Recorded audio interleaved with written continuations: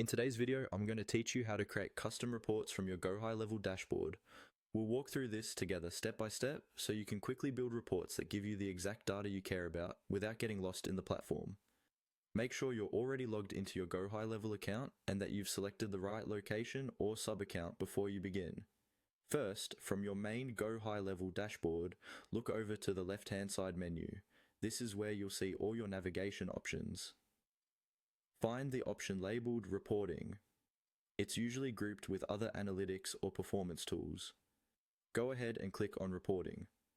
This area is where Go High Level pulls together all the data about your conversations, pipelines, campaigns, and more. Once the reporting section opens, you'll notice a few different options or tabs. What we want to focus on here is Custom Reports. This is where you can design reports that match your own metrics and tracking needs, instead of relying only on the default views. Click on Custom Reports to move into that section. Inside Custom Reports, you should now see a list of any reports that have already been created, or it may be empty if you're starting from scratch. To build something new, look for the button that says New Report.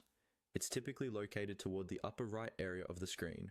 Click on New Report to start the creation process. After you click New Report, you'll be taken to a setup screen where Go High Level gives you a few ways to build your report.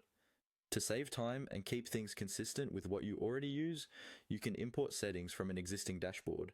Look for the option that says Import from Existing Dashboard. This allows you to pull in layouts and data sources from dashboards you've already configured. Once you've navigated to the Import from Existing Dashboard area, review the available dashboards you can import from. Choose the one that best matches the kind of information